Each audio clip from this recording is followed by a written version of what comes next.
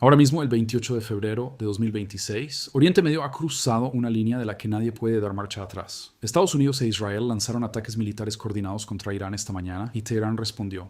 Esto ya no es un enfrentamiento, esto no es un juego de guerra, una campaña de presión, ni una demostración de fuerza cuidadosamente orquestada para las cámaras.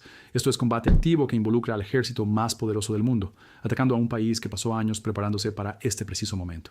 Y lo que ocurrió en la madrugada de este sábado reescribió todo el mapa estratégico de Oriente Medio en tiempo real, más rápido de lo que cualquier analista predijo.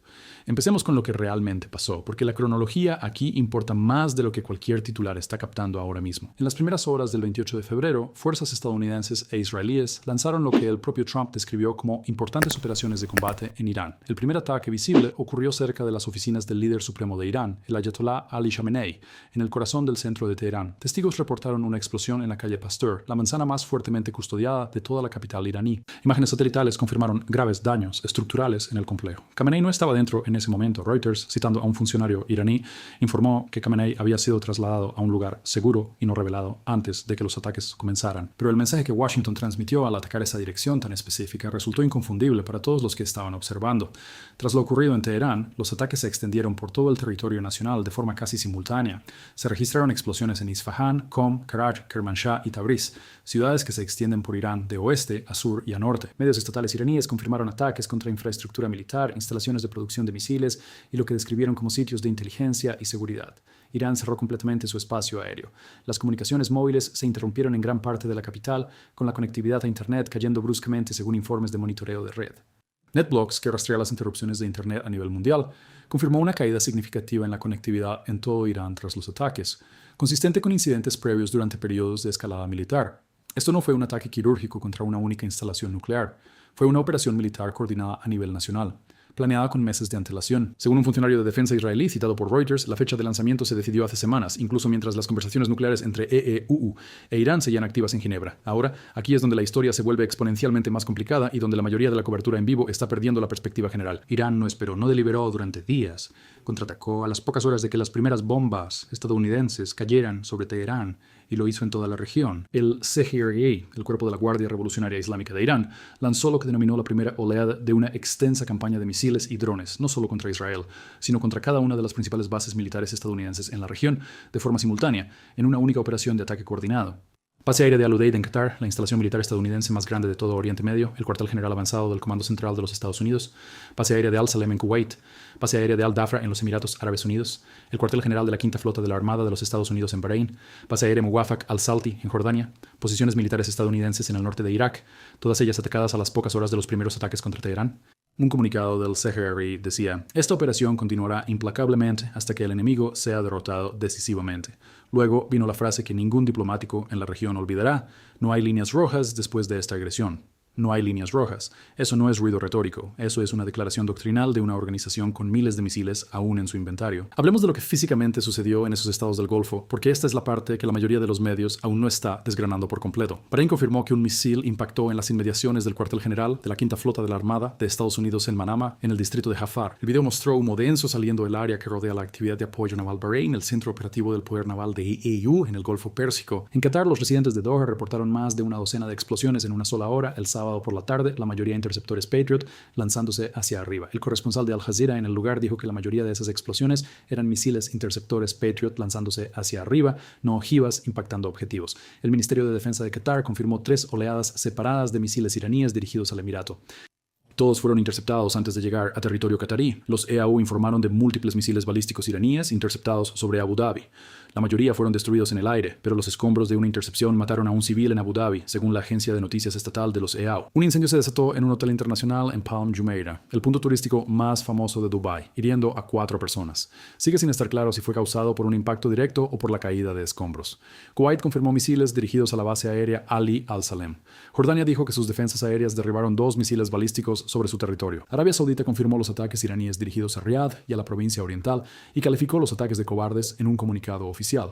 Y, simultáneamente, mientras todo eso se desarrollaba en 6 países del Golfo, Irán lanzó docenas de misiles balísticos hacia Israel. Las sirenas de ataque aéreo sonaron por todo el país. Israelíes se refugiaron bajo tierra. Hospitales activaron protocolos de emergencia y trasladaron pacientes a instalaciones subterráneas. Israel declaró estado de emergencia. Su ejército dijo que desplegaba sistemas de defensa aérea para interceptar fuego entrante de múltiples direcciones a la vez. Esto sugiere que la respuesta de Irán no fue improvisada en el caos de las explosiones de la mañana. Fue un plan de contingencia preestablecido, una lista de objetivos, una secuencia de oleadas, una estructura de mando que se activó automáticamente en el momento en que la primera bomba estadounidense cayó en suelo iraní. 7 países están ahora involucrados en intercambios activos de misiles el mismo día. Eso no es un punto de conflicto regional, eso es una guerra regional en sus primeras horas. Ahora, aquí está el detalle que más importa y que el ciclo de noticias en vivo está sepultando bajo el ruido de sirenas y transmisiones satelitales. Cada uno de los estados del Golfo que Irán atacó hoy, Bahrein, Qatar, Kuwait, los Emiratos Árabes Unidos, Jordania, le había dicho a Washington en las últimas semanas que no quería este conflicto. Qatar, que alberga la mayor instalación militar estadounidense en Oriente Medio, pidió explícitamente a Estados Unidos que no utilizara su territorio para operaciones ofensivas contra Irán. Arabia Saudita, Turquía y los Emiratos Árabes Unidos presionaron en contra del ataque en los días previos a hoy, expresaron su preocupación, pidieron contención, fueron ignorados. Y ahora Irán ha atacado todos sus territorios de todos modos, no porque esos gobiernos lo eligieran, sino porque la infraestructura militar estadounidense se encuentra dentro de sus fronteras. En la doctrina estratégica de Irán, esa infraestructura se convirtió en un objetivo legítimo en el momento en que cayó la primera bomba estadounidense. Los gobiernos que intentaron mantenerse neutrales ahora están dentro de la guerra. Ese es uno de los cambios más trascendentales de todo este día y apenas se está discutiendo en la cobertura en vivo ahora mismo. El crudo Brent cerró a $72,87 por barril el viernes, ya con un aumento de casi el 3% mientras los mercados valoraban el riesgo de exactamente lo que ocurrió el sábado por la mañana. Eso fue antes de que cayera una sola bomba sobre Irán. Analistas de Banda Insights proyectan que el crudo subirá a $80 por barril cuando los mercados abran el lunes si las hostilidades continúan durante el fin de semana. En un escenario donde Irán restrinja el estrecho de Hormuz, por donde pasa aproximadamente el 20% del suministro mundial diario de petróleo, el analista principal de Kepler estima que los precios podrían alcanzar entre $120 y $150 por barril. El pronóstico oficial de JP Morgan para el Brent en 2026 era de $60 por barril bajo condiciones normales. La brecha entre esa línea de base y $150 en un escenario de cierre es la dimensión financiera de todo lo que acabas de escuchar. Esa brecha es donde se está librando la Segunda Guerra, no en los cielos de Teherán, sino en las mesas de operaciones de Londres y Singapur que abren el lunes por la mañana. En mi opinión, hoy no es solo el día en que comenzó una campaña militar, hoy es el día en que la arquitectura de disuasión que mantuvo unida a esta región durante décadas colapsó en una sola mañana, y lo que se construya en su lugar, qué doctrina, qué disuasión, qué nuevo equilibrio, nadie lo ha modelado completamente todavía. Esa incertidumbre es el verdadero peligro. Si este tipo de análisis en tiempo real y por capas es por lo que vienes a este canal, dale al botón de me gusta ahora. Esto ayuda a que más personas encuentren este contenido cuando más lo necesitan, porque a continuación vamos a analizar en detalle cómo es realmente el arsenal de misiles de Irán en 2026, qué bases específicas fueron su objetivo hoy y cómo logró hacerlo en tan solo unas horas. La geografía de esas instalaciones en el Golfo altera la ecuación de la escalada de maneras que la mayoría de la cobertura en vivo está pasando por alto por completo en este momento. Quédense conmigo. Irán denominó a su represalia Operación Verdadera Promesa 4. Ese nombre solo te dice algo importante antes de que lleguemos a los misiles. Esto no fue una reacción improvisada. Verdadera promesa. 1, 2 y 3 vinieron antes de esto, cada una escalando desde la anterior, cada una más coordinada que la previa. Irán tenía un sistema de numeración listo, un nombre listo, una lista de objetivos lista. Esta operación estaba guardada en un cajón, esperando el detonante. Y el detonante llegó esta mañana cuando fuerzas estadounidenses e israelíes lanzaron conjuntamente la Operación Furia Épica contra suelo iraní, activando un plan de represalia que Irán había construido y nombrado con antelación. Ahora hablemos de lo que Irán disparó hoy, porque las armas importan tanto como los objetivos, y la mayoría de la cobertura en vivo está pasando por alto los detalles por completo. El arsenal de misiles balísticos de Irán, según el Centro de Estudios Estratégicos e Internacionales, es el más grande de todo el Medio Oriente.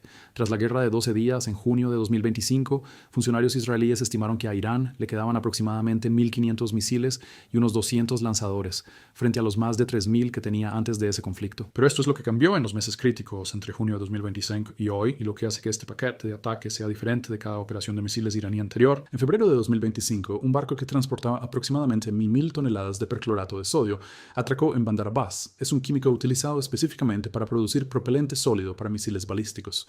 Según analistas de defensa, ese único envío contenía material suficiente para producir alrededor de 260 misiles Khaybar-Shekan, o aproximadamente 200 misiles balísticos Qassam. Irán estaba reponiendo metódicamente sus reservas. Según el Centro Gemunder de Jansa, para febrero de 2026, Irán había, según los informes, repuesto su arsenal con aproximadamente 2.000 misiles, acercándose a los niveles previos a la guerra. Entonces, ¿qué lanzó exactamente Irán hoy?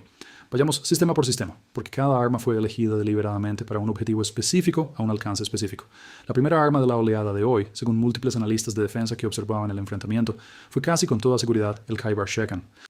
El nombre se traduce del persa como Khaybar Breaker, una referencia a una antigua batalla islámica. Su alcance es de aproximadamente 1.450 kilómetros, más que suficiente para alcanzar todas las bases estadounidenses del Golfo desde dentro de Irán. El combustible sólido es el detalle crítico aquí. Los misiles de combustible líquido requieren horas de preparación, repostaje, presurización y controles. Todo ello visible para los satélites de vigilancia en órbita. Eso significa que Irán puede lanzar un Khaybar Shekan con muy poca antelación para los sistemas de vigilancia satelital que monitorean los preparativos de lanzamiento. La ventana de decisión es de minutos, no de horas. El Khaybar Shekan también lleva una ojiva maniobrable, por lo que no sigue una trayectoria balística predecible que los ordenadores de defensa aérea puedan calcular e interceptar. Ajusta su trayectoria en la fase terminal del vuelo. Ese ajuste no es drástico, pero es suficiente para complicar significativamente la geometría para los sistemas interceptores Patriot y TOD.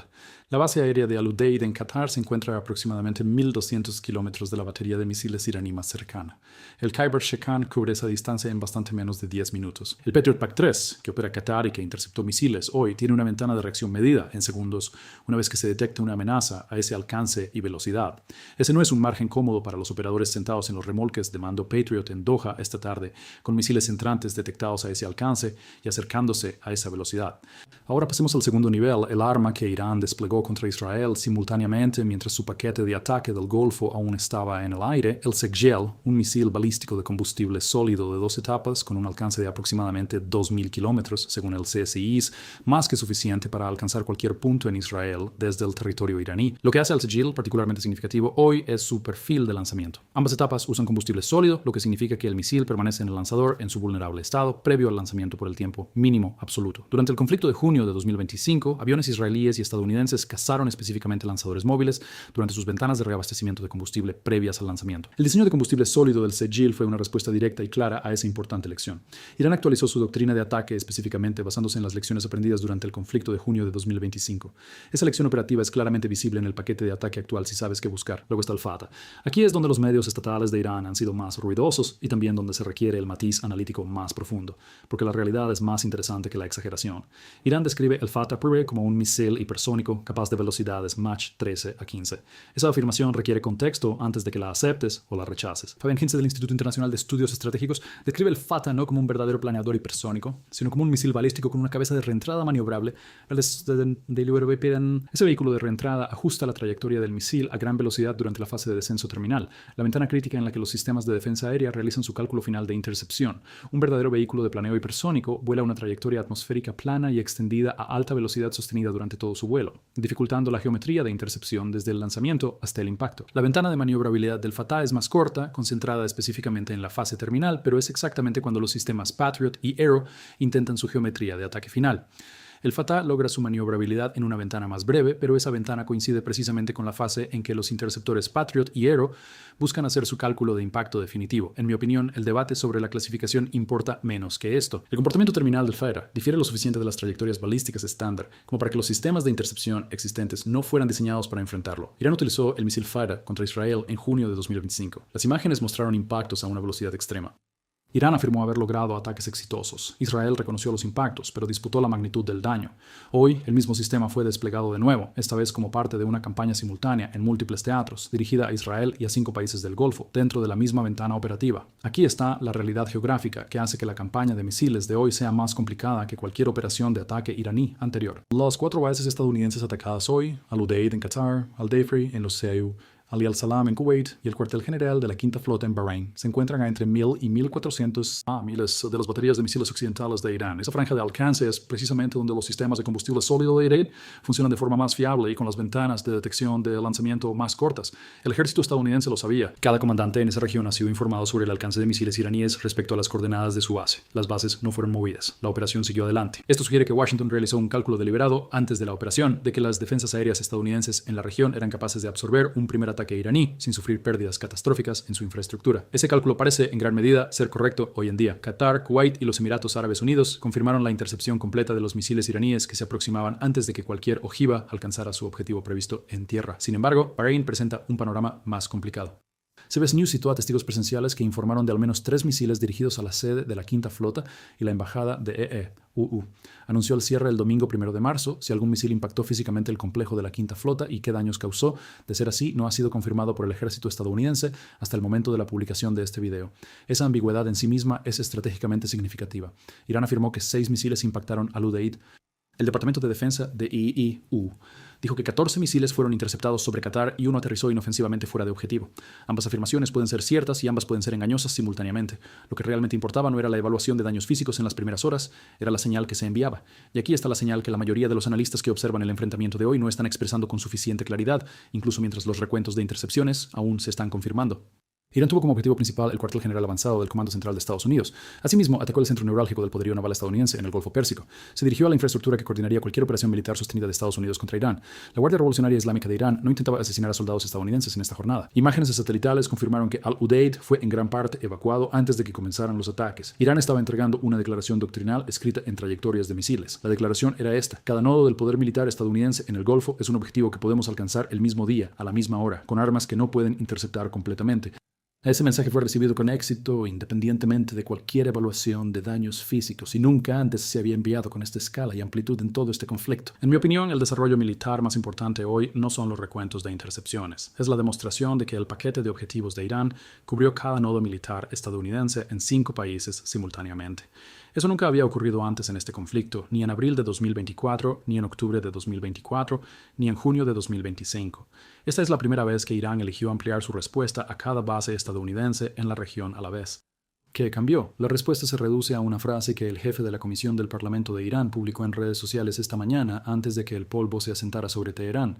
Les advertimos, ahora han iniciado un camino cuyo final ya no está bajo su control. El presidente de seguridad del Parlamento de Irán publicó esas palabras antes de que los ataques de la tarde hubieran terminado. Ese lenguaje no proviene de una institución que espere una resolución rápida. Esto proviene de alguien que ha decidido que esta es una confrontación existencial, y las luchas existenciales se rigen por reglas completamente diferentes. Irán no ha cerrado el estrecho de Hormuz.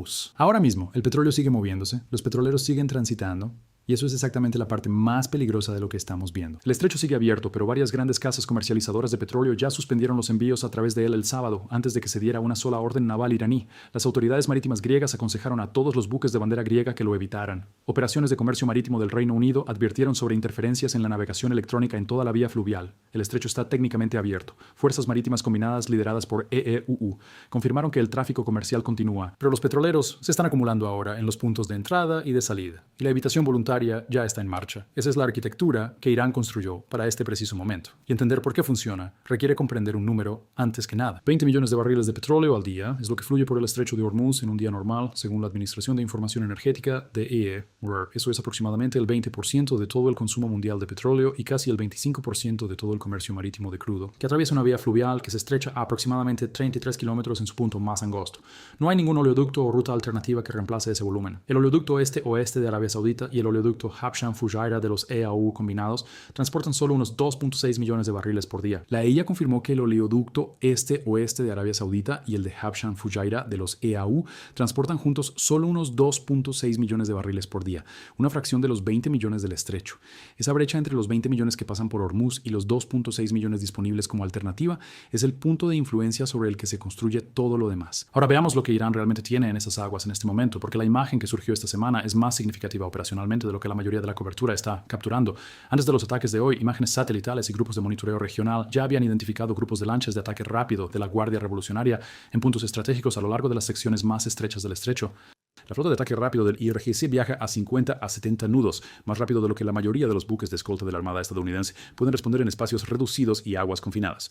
Estas embarcaciones transportan misiles antibuque, cohetes, torpedos y la capacidad de desplegar rápidamente minas navales directamente en las rutas marítimas que todo petrolero debe utilizar. Según el reconocimiento militar y analistas de defensa de Estados Unidos, las reservas de minas de Irán se estiman en evaluaciones de inteligencia entre 5.000 y 6.000 minas navales. Estas incluyen minas de influencia de fondo que son lentas de despejar y crean una interrupción desproporcionada incluso cuando no son detonadas. La sola amenaza es operacionalmente suficiente. Funcionarios militares de EEU confirmaron públicamente esa cifra, más de 5.000 minas, en evaluaciones reportadas por Interesting Engineering en julio de 2025. Eso fue antes de la escalada de hoy. Durante el conflicto de junio de 2025, la inteligencia estadounidense detectó a Irán cargando minas en buques navales en el Golfo Pérsico a pocas horas de los ataques israelíes, y esa sola detección movió los mercados petroleros. Hoy la misma comunidad de inteligencia está vigilando los mismos buques en el mismo estrecho, pero el conflicto ya está activo, no pendiente. Aquí está la lógica estratégica que hace tan difícil para Washington navegar sin desencadenar la misma crisis económica que quiere evitar. Irán no necesita detonar una sola mina para interrumpir gravemente el comercio mundial de petróleo. La amenaza creíble de la minería por sí sola es suficiente para congelar la cobertura de seguros marítimos casi de inmediato. Sin cobertura, ningún capitán de petrolero transita el canal, sin importar qué escoltas navales estén disponibles. Esa es una palanca que Irán puede usar sin un solo acto de guerra abierta. Las aseguradoras marítimas retiraron la cobertura en la guerra de los petroleros de los 80 en cuanto las amenazas de minas se hicieron creíbles. Esa memoria institucional sigue incrustada en cada departamento de suscripción en Londres hoy. Esa es una palanca que Irán puede accionar sin un solo acto de guerra abierta, y hoy las condiciones subyacentes para accionarla son más reales de lo que han sido desde los años 80. El comandante de la Marina del CGRI de Irán declaró el 16 de febrero, 12 días antes de la operación de hoy, que Irán ejerce un control total sobre el estrecho de Hormuz, por encima, por debajo y en el aire. Eso no fue retórica para una audiencia nacional. Fue una declaración dirigida directamente a los comandantes de dos grupos de ataque de portaaviones estadounidenses que se dirigían a su área operativa. Ahora bien, aquí es donde la situación actual se vuelve estructuralmente distinta de cada confrontación anterior entre Irán y Estados Unidos en este estrecho, y por qué la contención que Irán demostró previamente podría no aplicarse en este momento. En junio de 2025, Irán cargó minas en varias embarcaciones, pero luego se contuvo. En abril de 2024, Irán lanzó su primer ataque directo contra Israel y después se retiró. En octubre de 2024, la situación escaló aún más y luego se replegó. Hoy, Irán lanzó ataques simultáneos contra 7 naciones, incluyendo 5 bases militares estadounidenses. Nombró a su operación Promesa Verdadera 4, lo que implica que ha habido 3 versiones previas, cada una de ellas más grande que la anterior. El patrón de escalada no es aleatorio, ha sido deliberado y secuencial, y la operación de hoy tuvo una escala muy diferente a todo lo que la precedió. En mi opinión, la pregunta crucial no es si Irán intentará interrumpir el transporte marítimo en Hormuz. La pregunta es, ¿qué cree Irán que le queda por perder? Política Exterior citó esta mañana a un analista de defensa estadounidense que dijo directamente: la amenaza de Hormuz sigue siendo teórica hasta que el liderazgo de Irán crea que esto es un conflicto existencial. Hoy, el presidente de la Comisión de Seguridad del Parlamento iraní publicó: no hay líneas rojas después de esta agresión. Eso no es una postura de escalada, eso es una declaración de doctrina. El presidente del Comité de Seguridad del Parlamento publicó esta mañana un comunicado que decía: no hay líneas rojas después de esta agresión.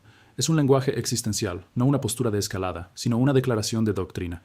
Ahora veamos qué efecto tiene una interrupción parcial, ni siquiera un cierre total, en los mercados globales, porque ahí es donde las consecuencias reales empiezan a hacerse visibles. Barclays publicó su estimación esta semana. El crudo Brent sube a aproximadamente $80 por barril en un escenario de interrupción material del suministro, no un cierre total, sino una tensión sostenida que reduce el flujo. La estimación de JP Morgan para un escenario de cierre total de Hormuz es de $120 a $130 por barril. El análisis de Bloomberg Economics muestra que los precios del petróleo históricamente suben un 4% por cada 1% de disminución en la oferta. El petróleo cotizaba a $72,87 por barril el viernes, ya con un aumento de casi el 3% antes de que se produjera un solo ataque. Los futuros del petróleo se dispararon más de un 5% en el momento en que se confirmaron los ataques el sábado por la mañana. Los mercados abrirán correctamente el domingo y el lunes. Lo que Irán haga o no haga en las próximas 48 horas en el estrecho de Hormuz fijará el precio de apertura. Hay una segunda capa económica aún más importante que el precio del petróleo en sí, y que determina qué gobiernos están más expuestos a lo que suceda a continuación. Casi la mitad de las importaciones de crudo de la India transitan por el estrecho de Hormuz, junto con alrededor del 60% del suministro de gas natural de la India, según el análisis de Al Jazeera publicado esta semana. China importa casi el 25% de su petróleo a través de este único corredor. Samuel Ramani, del Royal United Services Institute, afirmó que esto tendría graves efectos inflacionarios para la economía global. Samuel Ramani, investigador asociado del Royal United Services Institute en Londres, describió claramente las consecuencias de la interrupción. Eso tendrá graves efectos inflacionarios para la economía global. Esta es la dimensión que China no puede ignorar. Y la posición de China en este conflicto no es sencilla, algo que casi ninguna cobertura hoy está abordando directamente. China tiene buques de guerra en esas aguas ahora mismo, posicionados allí desde que se lanzó el Cinturón de Seguridad Marítima 2026 el 17 de febrero. No se retiraron cuando la operación Furia Épica comenzó esta mañana, pero China es también el país con más que perder económicamente por una interrupción en el estrecho de Hormuz. Su economía de exportación depende de la energía que pasa por una vía fluvial que ahora está en pleno conflicto. Pero China es también el país más expuesto económicamente a una interrupción en Hormuz. Su economía exportadora depende de la energía que fluye por una vía fluvial ahora en zona de conflicto activo. En mi opinión, esa contradicción, la presencia militar de China junto a Irán frente a su dependencia económica de que Hormuz permanezca abierto, es una de las tensiones más irresolutas de toda esta situación. El comunicado en video de Trump anunciando la operación Furia Épica mencionó específicamente medidas para neutralizar la capacidad naval de Irán, una señal deliberada de que Washington entiende la dimensión de Hormuz. Aún se desconoce si los ataques de EU e Israel han mermado la capacidad de Irán para desplegar minas o activar su flota de ataque rápido. Todavía no existe una evaluación confirmada de los daños de batalla en la infraestructura naval iraní. El comandante de la Marina de Irán declaró el control total del estrecho el 16 de febrero. El Parlamento de Irán votó el año pasado a favor del cierre. La operación de minado de Irán en junio de 2025 demostró que su capacidad es real y que la han practicado. El estrecho de Hormuz nunca ha sido cerrado en toda su historia moderna, pero cada amenaza anterior se produjo cuando Irán todavía tenía algo sustancial que perder. Esa condición se encuentra ahora en entredicho. El estrecho de Hormuz jamás ha sido clausurado en toda su historia moderna, ni siquiera por las múltiples amenazas de Irán a lo largo de las últimas 4 décadas. Sin embargo, como la revista Foreign Policy destacó esta misma mañana, cada una de esas advertencias previas se produjo en contextos donde Irán aún conservaba algo valioso que perder. Esa condición podría estar cambiando en tiempo real hoy. A continuación analizaremos qué significa la matemática del precio del petróleo específicamente para la economía estadounidense, para la inflación, para la Reserva Federal y para el cálculo político dentro de Washington, porque la decisión que se toma ahora mismo en la sala de situación no es solo militar, es económica, y los números de ese lado de la ecuación ya se están moviendo. Quédense conmigo. Hace 72 horas Trump se paró frente a cámaras y dijo que prefería la opción pacífica. Lo decía en serio. La vía diplomática estaba realmente activa. Hace 48 horas su equipo se sentó a la mesa con Irán en Ginebra durante 6 horas. Hace 24 horas le dijo a una multitud en Texas: tenemos una gran decisión que tomar, no es fácil. Eso fue el viernes 27 de febrero. A la mañana siguiente, el 28 de febrero, la operación Furia Épica comenzó mientras los canales diplomáticos seguían técnicamente abiertos. Pero esto es lo que la mayoría de la cobertura está omitiendo sobre lo que llevó a este momento, porque la vía diplomática no era una farsa. Estuvo genuinamente cerca de un acuerdo. Comprender por qué colapsó de todos modos te dice más sobre lo que viene después que cualquier recuento de misiles o evaluación de daños de batalla publicada hoy. Un alto funcionario estadounidense describió a Axios como positivas las conversaciones de Ginebra del jueves. El ministro de Asuntos Exteriores de Irán, Araghchi, las calificó como las negociaciones más serias en años. El mediador de Omán, Badr al-Busaidi, dijo que un acuerdo estaba al alcance y se reunió con el vicepresidente Vance el viernes por la mañana para instar a Washington a dar más tiempo a los negociadores. Lo que Irán puso sobre la mesa fue significativo. Ofreció entregar su reserva de uranio enriquecido, comprometerse a nunca desarrollar un arma nuclear y permitir inspecciones exhaustivas del OIEA. Irán también señaló que podría permitir el acceso de inspectores estadounidenses a sus sitios nucleares si todas las sanciones de EEUU y las resoluciones del Consejo de Seguridad de la ONU se levantaran simultáneamente. Lo que Washington exigió a cambio, según el Wall Street Journal citando a funcionarios estadounidenses, fue más allá. EU requirió la destrucción permanente de los 3 principales sitios nucleares de Irán, Fordow, Natanz e Isfahán. Washington también exigió un acuerdo sin cláusulas de extinción, lo que significaba que duraría para siempre, sin fecha de vencimiento, y la entrega de todas las reservas de uranio enriquecido directamente a Estados Unidos. Irán rechazó esos términos. El viernes por la noche, Trump dijo a los periodistas que no estaba contento y que Irán no estaba dispuesto a darnos lo que teníamos que tener. A la mañana siguiente, los ataques dieron comienzo. En mi opinión, este es el contexto más importante para todo lo que está ocurriendo hoy. No fue una situación en la que la diplomacia nunca se intentara. Fue una situación donde ambas partes definieron sus líneas rojas con total claridad, y esas líneas rojas simplemente no se superpusieron. Esa brecha es precisamente lo que produjo la operación de hoy. Ahora hablemos de lo que la operación militar de hoy significa para la economía estadounidense, la dimensión que moldeará las próximas semanas más que cualquier informe de daños de batalla. La inflación estadounidense fue del 2.4% anual en enero, según informó CBS News el viernes, ya por encima del objetivo del 2% de la Reserva Federal antes de que cayera una sola bomba sobre Irán. El viernes por la mañana, antes de las huelgas, el índice de precios al productor resultó peor de lo esperado, aumentando un 0.5% solo en enero, según el Washington Times. Esa cifra fue descrita como mucho peor de lo previsto, tanto que podría persuadir a la Reserva Federal de posponer aún más los recortes de las tasas de interés. Los mercados ya estaban descontando el riesgo. El S&P 500 cayó un 0.7% el viernes. El Dow bajó 680 puntos. Goldman Sachs cayó un 7.5%. JP Morgan Chase bajó un 1.9%. Todo ese daño al mercado ocurrió antes de un solo ataque a Irán. El costo económico de este conflicto ya se estaba pagando antes de que cayera la primera bomba sobre Teherán. El crudo Brent cerró el viernes a $72.48 por barril, con un aumento del 2.5% en el día, tocando brevemente los $73, su nivel más alto en 7 meses. El analista Axel Rudolph de Ishi afirmó que el petróleo había alcanzado un máximo de 7 meses puramente por la amenaza de un ataque antes de que el ataque mismo fuera confirmado. Cuando los ataques fueron confirmados el sábado por la mañana, los futuros del petróleo se movieron de nuevo. Patrick DeHaan de GasBuddy proyectó que los precios de la gasolina en EU, entonces alrededor de $3 por galón, subirían a al menos $3.10 a $3.15 en las próximas 2 semanas. Esa es la estimación mínima en condiciones donde el estrecho de Hormuz permanece abierto y el conflicto se mantiene limitado en alcance. Ahora veamos el modelado institucional, porque aquí es donde las plenas implicaciones económicas se hacen visibles en términos precisos y fundamentados. La Reserva Federal de Dallas publicó un análisis de escenarios específicamente sobre la interrupción de Hormuz. Su hallazgo, un cierre total del estrecho, impulsa el crudo WTI hacia los $100 por barril.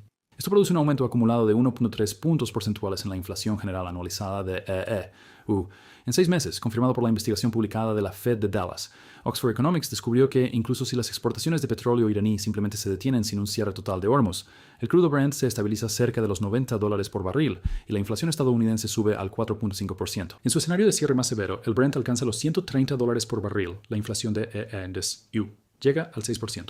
La Fed casi con certeza pospondría todos los recortes de tipos. El pronóstico publicado por JP Morgan para 2026 era de un Brent promedio de $60 por barril en condiciones normales. La brecha entre esa línea de base y $130 en un escenario de cierre define el rango económico total.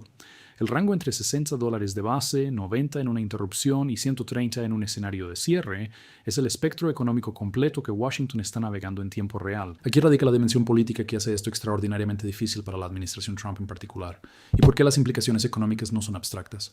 Trump llegó al poder con una plataforma que incluía controlar la inflación y reducir los costos de energía para los consumidores estadounidenses. La política declarada era la dominancia energética, es decir, la máxima producción nacional. El crudo WTI, el referente estadounidense, está actualmente cerca de los $60 por barril, casi exactamente en el punto de equilibrio para la mayoría de los productores de esquisto de EEU. Por debajo de eso, la producción nacional de esquisto se vuelve inviable. Eso significa que la administración necesita precios del petróleo lo suficientemente altos para apoyar la producción nacional, pero lo suficientemente bajos para no reavivar la inflación. Una franja extraordinariamente estrecha para navegar en condiciones normales. Según análisis de contenido financiero publicado el viernes, el Brent ya cotizaba aproximadamente $10 por barril por encima de su valor justo fundamental, enteramente debido a la prima de riesgo de Irán incorporada en los mercados. La Reserva Federal ya esperaba mantener las tasas de interés hasta al menos junio debido a las preocupaciones existentes sobre la inflación, según informes de CNBC publicados el viernes antes de los ataques. Un alza del petróleo ahora pone a la Fed en una posición casi imposible. Recortar tasas para apoyar una economía bajo estrés geopolítico y arriesgarse a empeorar la inflación, o mantenerlas y arriesgarse a llevar la economía a la contracción. La pregunta en la sala de situación no es si el poder aéreo de EEU puede degradar la infraestructura nuclear de Irán. Esa respuesta siempre ha sido sí, y todos en esa sala lo saben. Para cada estadounidense que paga $4 en el surtidor, para cada empresa que pide préstamos a tasas elevadas, y para una administración que apostó su credibilidad política en hacer la vida más asequible, esa pregunta no es teórica. Joseph Brusuelas, de RSM-US, ofreció una perspectiva optimista el sábado por la mañana. La historia demuestra que los aumentos repentinos en los precios del petróleo, causados por choques geopolíticos, son a menudo temporales, regresando a los niveles anteriores al conflicto una vez que la crisis se estabiliza. Ese caso está históricamente respaldado, pero asume que el conflicto se mantiene contenido, que Hormuz permanece abierto, que los estados del Golfo absorben el desbordamiento y que un alto el fuego llega en semanas, no en meses. Cada una de esas premisas es ahora incierta, como no lo era hace 48 horas. Esa incertidumbre es un costo económico que los mercados ya están valorando. En mi opinión, la verdadera historia del 28 de febrero de 2026 no trata de explosiones cerca del complejo de Yamenei, ni de intercepciones de misiles sobre Qatar. Esas son la superficie visible de algo más profundo. Se trata de una vía diplomática que estuvo realmente cerca de un acuerdo y luego no se concretó, de una arquitectura económica construida alrededor de la energía de Oriente Medio, ahora bajo estrés directo por primera vez desde los años 90, y sobre un conjunto de decisiones que se están tomando en Washington, Teherán, Pekín y Riad en las próximas 72 horas, que determinarán si esto es un shock contenido o algo que reconfigure por completo el orden económico global. El estrecho de Hormuz nunca ha sido cerrado en toda su historia moderna. La pregunta a partir de esta noche es si las condiciones que lo mantuvieron abierto durante 4 décadas aún se mantienen vigentes. Deja un comentario ahora mismo con lo que crees que es el resultado más probable. Un alto el fuego y vuelta a las negociaciones, una campaña militar prolongada o algo que nadie ha modelado aún. Si este canal te ha dado la imagen completa que los titulares se perdieron hoy, suscríbete y activa la campana de notificaciones. Lo que pase en las próximas 72 horas importará más que cualquier cosa que haya pasado hoy.